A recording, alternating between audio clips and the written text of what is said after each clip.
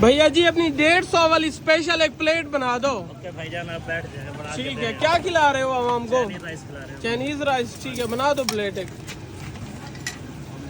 ये क्या आ गया? ये चाइनीज राइस है जी। ठीक है, ये इसके अंदर चिकन है। चिकन आएगा इसके अंदर, ठीक है।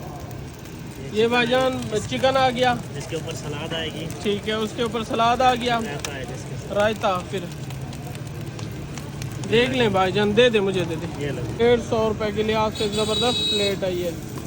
ये खाने के लिए आपको आना पड़ेगा जतोई कलमा चौक में इस भैया जी के पास।